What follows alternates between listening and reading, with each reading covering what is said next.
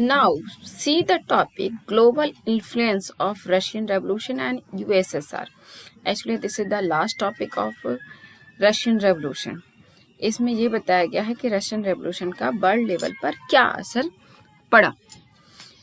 जो existing socialist party थी Europe में डिड नॉट होली अप्रूव, इनको जो है नहीं पूरी तरह से एक्सेप्ट किया गया। जिस तरह से बोल्शेविक्स ने जो है पावर सीज किया था उसकी वजह से जो है इनको कहीं भी टोटली एक्सेप्टेशन नहीं मिला। हाउएवर, लेकिन जो वर्कर स्टेट का जो आइडिया था ये लोगों के दिमाग में जो है बैठ चुका था। ये इमेजिनेशन जो है पूरे वर्ल्ड लेवल पर फैल गया। बहुत सारे कंट्री में इसी बेसिस पे जो है कम्युनिस्ट पार्टी फॉर्म्ड हो गया, जैसे कि communist party of great Britain में जो है कम्युनिस्ट पार्टी बनी। बोल्शेविक्स ने जो है कॉलोनियल पीपल को भी जो है उनके एक्सपेरिमेंट्स को फॉलो करने के लिए जो है इंस्पायर किया। बहुत सारे नॉन रशियन जो कि यूएसएसआर से बाहर थे वो लोग भी जो है जो कॉन्फ्रेंस होता था उसमें पार्टिसिपेट करने आते थे। Conference of the people of east इसमें पार्टिसिपेट करने आते थे। बोल्शेविक्स ने इसके बाद जो है एक कॉमिटर्न नाम का जो है इंटरनेशनल यूनियन बनाया प्रो बोल्शेविक सोशलिस्ट पार्टी के नाम से। नाम था, शॉर्ट फॉर्म है कॉमिटर्न। ये था एक international union of pro Bolshevik socialist party. और कुछ लोगों ने तो जो है यूएसएसआर में जाकर के कम्युनिस्ट यूनिवर्सिटी में जो है एजुकेशन रिसीव किया of the worker of the east. जो ईस्ट के जितने वर्कर्स थे वो लोग इसमें जाकर के पढ़ते थे, जानना चाहते थे कि सोशलिज्म होता क्या है। By the time of outbreak, जब वर्ल्ड वार जो है स्टार्ट होने वाला था उस वक्त तक जो है यूएसएसआर जो है एक बहुत जो है सोशलिज्म का ग्लोबल फेस बन चुका था वर्ल्ड लेवल पे और काफ़ी पावरफुल जो है वो अपने आप को साबित कर चुका था। 1950s आते आते जो है इस कंट्री को यूएसएसआर को जो है एक पावरफुल कंट्री के फॉर्म में जो है एस्टैब्लिशमेंट मिल चुका था। और लेकिन एक बात इसमें ये था कि इस यूएसएसआर में जो है रशियन रेवोल्यूशन के वो आइडियाज नहीं थे जिसको लेकर रशियन रेवोल्यूशन हुआ था। In the world socialist movement to it was recognized that all was not well, और खुद वर्ल्ड लेवल पर भी जो है ये रिकॉग्नाइजेशन हो चुका था कि अभी रसिया में सब कुछ अच्छा नहीं चल रहा है। हालांकि एक बैकवर्ड कंट्री जो है बहुत तेजी से एक ग्रेट पावर में कन्वर्ट हो चुका था, बहुत पावरफुल हो चुका था रसिया। वो अमेरिका को कंपटीशन दे रहा था, इंडस्ट्री एग्रीकल्चर सब कुछ डेवलप हो चुके थे, जितने पुअर थे सबको खाना मिल रहा था। लेकिन वहाँ जो कमी रह गई थी वो कमी ये थी कि इसने जो एसेंशियल फ्रीडम्स होने चाहिए सिटीजन्स को वो उनको दिया नहीं था। कैरिड आउट इट्स डेवलपमेंट, और जो भी डेवलपमेंट के काम हुए थे बहुत रिप्रेसिव पॉलिसीज के साथ हुए थे जो लोगों को पसंद नहीं आ रहा था। इस रिप्रेशन की वजह से जो है 20th सेंचुरी के एंड होते होते जो है इंटरनेशनल रेपुटेशन जो है यूएसएसआर का खराब होने लगा और ये कंट्री जो है डिक्लाइन कर गया। एक्चुअली हुआ ये कि रसिया जो है कई पार्ट में टूट गया और अलग अलग उसमें स्टेट बन गया। लेकिन इसके बाद भी जो है वहाँ पे जो है सोशलिज्म आइडिया को लोग इंजॉय करते हैं, इस आइडिया को वहाँ रिस्पेक्ट दिया जाता है। इसके अलावा बहुत सारे दूसरे जो कंट्रीज थे वहाँ पर सोशलिज्म के ही सोशलिज्म का थॉट कभी पुराना नहीं हुआ, इसको रीथॉट किया गया अलग अलग तरीके से। सब लोगों ने जो इस पर बहुत डिफरेंट वे में एक्सपेरिमेंट किया और उसको अलग तरीके से अडॉप्ट किया। कहा जा सकता है कि जो रसिया था, रसिया ने सोशलिज्म को जो है एक ऐसा थॉट बना दिया जो वर्ल्ड लेवल पे जो है एग्रेसिव वे में जो है सोचा समझा जाने लगा। यहाँ पे कुछ राइटिंग्स हैं इंडियन राइटर्स के रशियन रेवोल्यूशन के बारे में। एक्चुअली रशियन रेवोल्यूशन जो है इंडियंस के लिए एक बहुत ही इंस्पिरेशन इंसिडेंट था और इसलिए इसके बारे में है जो बहुत सारे राइटर्स ने अपने अपने तरीके से बहुत कुछ लिखा है। बहुत सारे लोग तो जो है कम्युनिस्ट यूनिवर्सिटी जो था रसिया में वहाँ पर जा कर के पढ़ाई भी किए थे मिड 1920s के आसपास में कम्युनिस्ट पार्टी इंडिया में बन चुकी थी और इसके मेंबर जो है हमेशा सोवियत कम्युनिस्ट पार्टी के टच में रहते थे। इम्पॉर्टेंट इंडियन पॉलिटिशियंस और जो कल्चरल फिगर्स थे उनको जो है सोवियत एक्सपेरिमेंट में काफ़ी इंटरेस्ट था और वो अक्सर रसिया विजिट करते रहते थे, वहाँ जा कर के देखा करते थे वहाँ क्या होता है। इनमें से जो प्रोमिनेंट नाम आता है, एक जवाहरलाल नेहरू हैं, रविन्द्रनाथ टैगोर है। ये बहुत ही इंस्पायर्ड थे रशियन रेवोल्यूशन से और उन्होंने इंडिया में सोवियत सोशलिज्म के बारे में काफ़ी कुछ लिखा है। इन इंडिया राइटिंग गिव और यहाँ पे जो है यहाँ के राइटिंग्स में जो है सोवियत रसिया का बहुत अच्छा इंप्रेशन बताया गया। हिंदी में R.S. अवस्थी एक हैं जिन्होंने 1920 और 21 के बीच में रशियन रेवोल्यूशन, लेनिन, उसके लाइफ और उसके थॉट के बारे में लिखा, पहला बुक। उसके बाद दूसरा बुक उन्होंने लिखा था द रेड रेवोल्यूशन। उसी तरह से H.D. विद्यालंकर हैं, उन्होंने लिखा था the rebirth of Russia and the Soviet state of रसिया।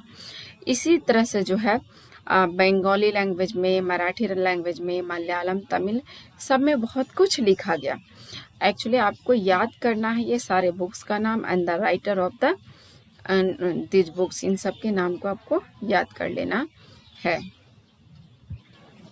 आप यहाँ देखिए, an Indian arrives in Soviet Russia in 1920। जब एक इंडियन जो है सोवियत रसिया पहुँचता है, इंडियन है शौकत उस्मानी, ये लिया गया है historic trip of A revolutionary से।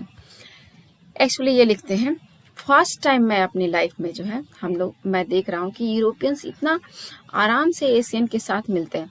एक्चुअली इनका ये कहना था कि जब ये गए थे 1920 में तो हमारे कंट्री में जो है इंग्लैंड का रूल था और उस वक्त जो है यूरोपियन जो है इंडियंस को बहुत ही जो है हे करके देखते थे, बहुत नीचा समझते थे। लेकिन जब ये रसिया में पहुंचते हैं तो ये देखते हैं कि वहाँ पर बहुत आराम से जो है यूरोपियंस जो है आराम से रशियन के साथ मिक्स होकर के बात करते हैं, अच्छे से बिहेव करते हैं।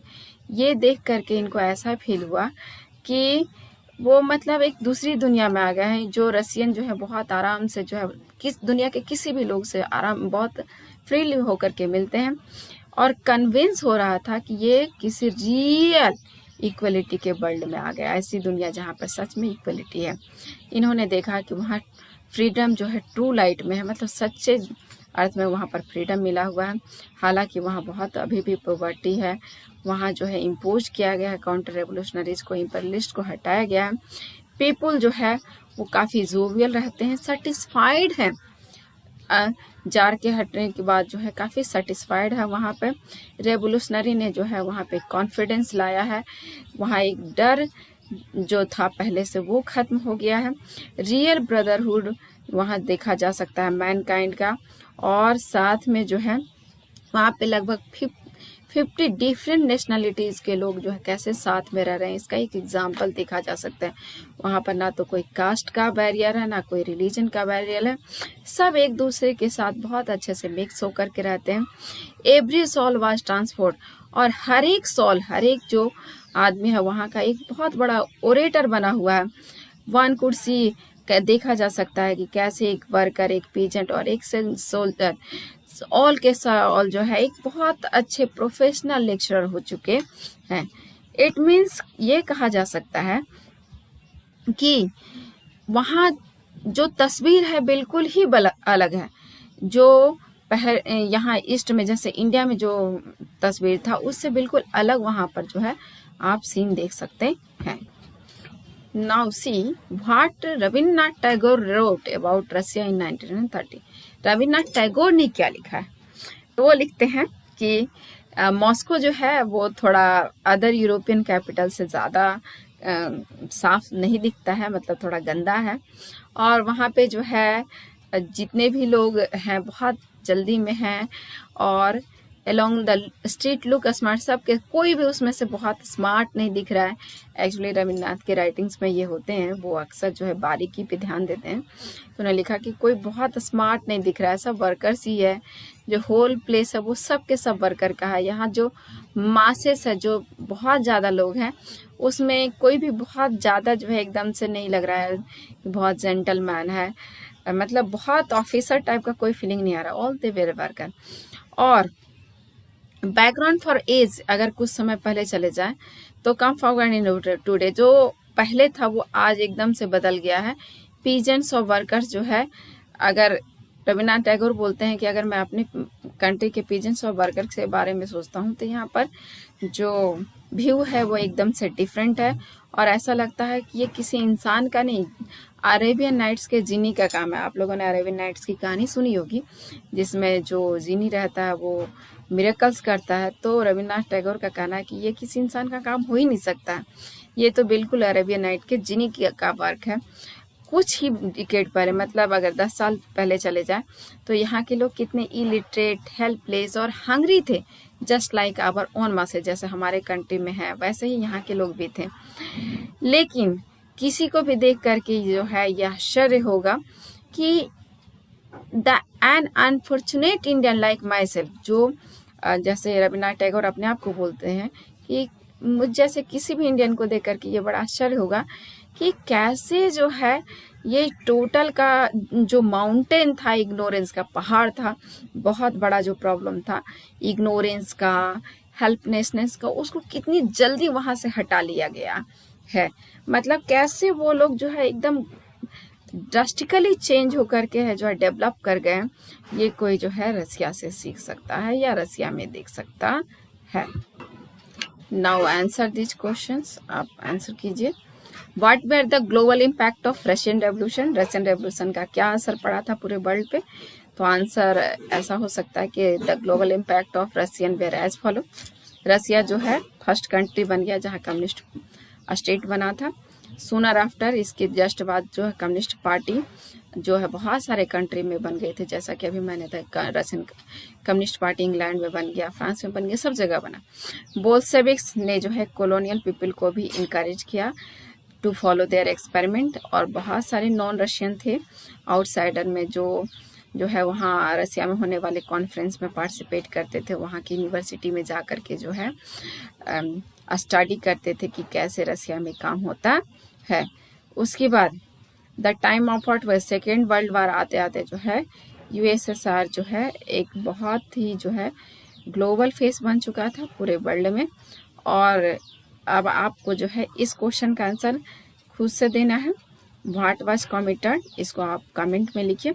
इसके अलावा जो है आप हर टॉपिक से जो है जितना जो है शॉर्ट टाइप हो गया या वेरी शॉर्ट टाइप हो गया या लॉन्ग टाइप हो गया, इसको राइज कीजिए और जो है right that answer your self in copy. Thank you.